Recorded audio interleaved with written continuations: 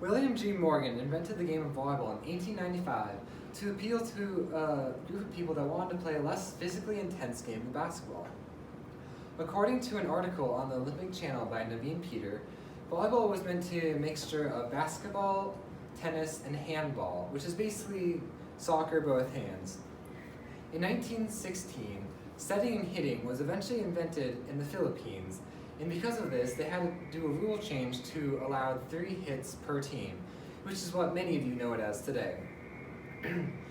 Volleyball follows a basic format because of this. So I know this because I have done volleyball stats since sophomore year, I've played volleyball since freshman year, and I've done extensive research to fill in the gaps.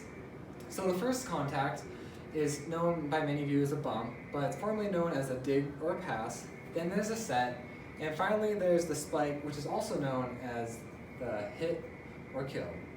So the first thing I'll be talking about is the bump.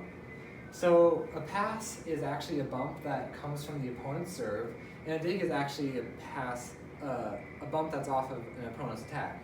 So a book from the University of Georgia states that a pass is performed by multiple steps.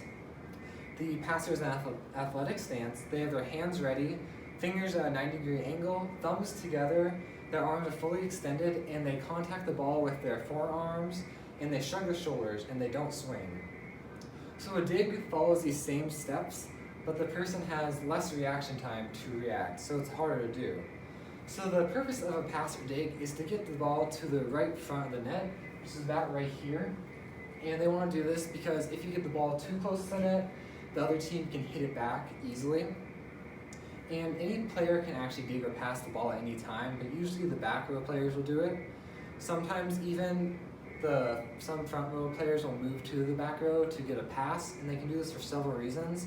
Sometimes they might protect the setter so that the setter gets the second contact, not the first. Or if the 3 players in the back row are struggling, they might move 4 in the back row to help them out. So the one purpose, like I said, is for a dig or pass is to get the ball to the setter, which is what I'll talk about next. So set is called a set because a setter sets the ball up for a hitter to attack. And there is usually 1 designated setter, but they can be 2. So a book from the University of Georgia states that set is performed by several steps. They have their elbows high, they have high hands above head in the shape of a triangle, their body is square, and they contact the ball with their fingertips, and they extend their arms and gently push the ball out, and they use their legs.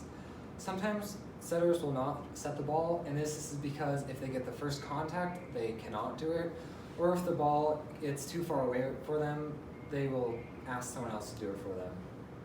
So there can be a different number of setters on the court at a time. Sometimes they set 2 setters, and this is because then they can have 3 hitters in the front row at all times while the setter will play back row, and then when they get to the front row, they will actually hit instead. And setters have actually a lot of options because they can set 3 players in the front row or even 3 players in the back row. And it also depends on how the speed of the set, and the speed of the set is basically just how high the set is, and that basically just depends on how long it'll get to the hitter. So the next thing is the hitter, which a hit is classified as an overhand touch on the ball, which gets over the net, and it may result in a kill. So according to an article on NCAA.com, a kill is defined as an attack that results directly in a point and is not returnable. So there are different types of hitters. There are outside hitters and left side hitters that are right there. There's middle hitters, and then finally there are right side or opposite hitters. So hitters have many options. They can tip the ball, which is a little touch. They can roll shot the ball, which is a little further, or they can just full on spike the ball. And the main goal of a hitter is to get a kill, which will end this whole process. So in conclusion, there is a basic format that volleyball follows.